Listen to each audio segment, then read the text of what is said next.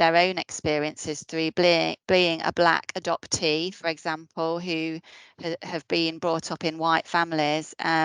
They've talked to us about their experiences, and they're helping us to think about what does it mean for potentially a Black child to be brought up in a white British family.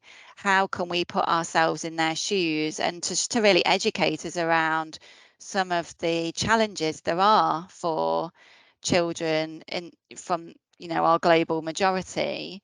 So thinking around their identity, if a child, like for example Rayleigh, we were talking about this the other day. Rayleigh is a Black child who is brought up by a white British mother and a white stepdad. So her actual cultural experience from the very beginning is actually white British. Yet when we think about placing her for adoption, we're probably going to be looking for a family that match her cultural identity. So let's say potentially we place her with a Black family.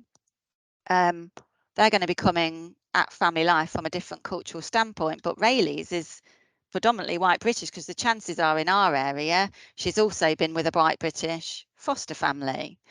So then you've got a child who has a cultural identity that's partially white British, partially Black Caribbean, whatever the ethnicity is, and they somehow don't neither fit into either category. And how does that feel as a person?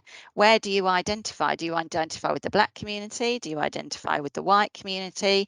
And if you identify with both, how do you make that happen in your life? How does the family promote that for you, and what does that really look like? So it's some of that sort of thinking, really, around the complexity for children who have mixed cultural identities, really, and what that means for them, regardless, as to which type of placement we choose, which elements of their identity are reflected, and then what that means for us as professionals when we're thinking about the reality of their emotional experiences, because we know that racism happens within trauma situations, and that early experiences of racism take place in the context of poverty as well as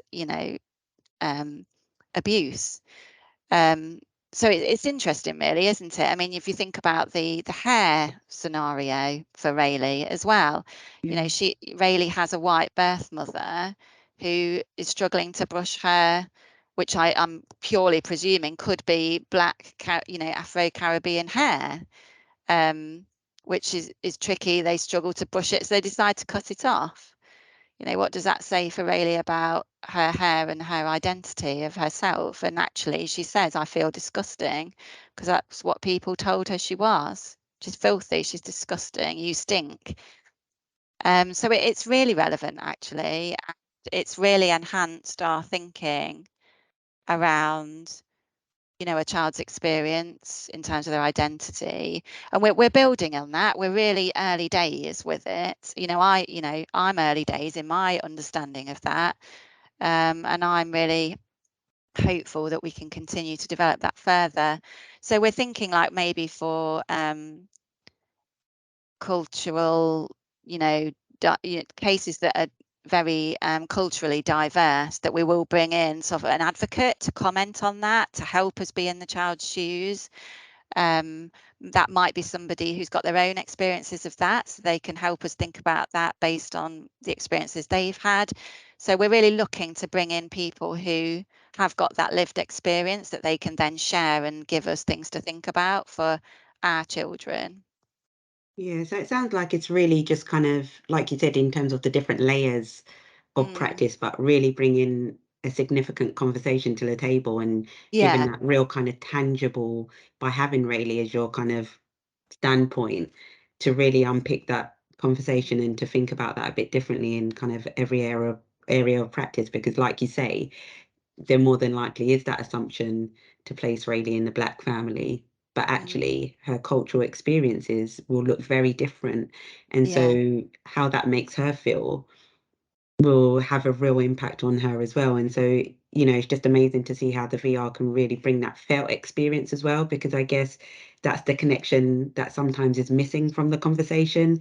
Because like you said earlier, around kind of if you've not had that experience, then how do you fully understand that? And I guess alongside the advocates, you are Rayleigh, you are in Rayleigh's position, and the VR and that full immersion is around that felt experience as well and giving you that connection. And so I guess those conversations now are happening, starting to happen more widely within your organization, but also in terms of being much deeper, rather than maybe on the surface and maybe thinking, okay, we've done this and that's great for Rayleigh and that's enough. But actually you're taking it those kind of steps further in terms of, well, actually it's not enough. And this is maybe what we need to be looking at. And this is how we can kind of implement it, and using the VR as part of that process and the resources that you've built around it as well, which sounds Yeah. amazing. Yeah, absolutely. And I think Rayleigh's case study and the VR is a tool to help us go beyond the discussions that have always traditionally been in place about, oh yes, well the adopters will make sure they know about hair care, or Yeah. the adopters will eat this type of food, or they'll go to this festival.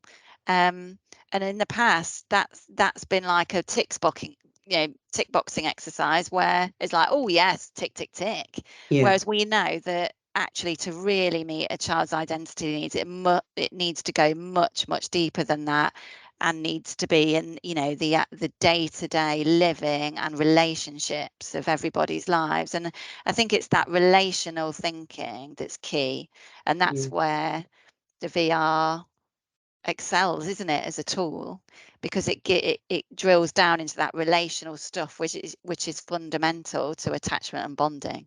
And that's what it is, and that's what we should all be thinking about beyond our tick boxing and Yeah. trying to meet certain criteria. And that's ultimately the value of it all. Yeah, that's fantastic.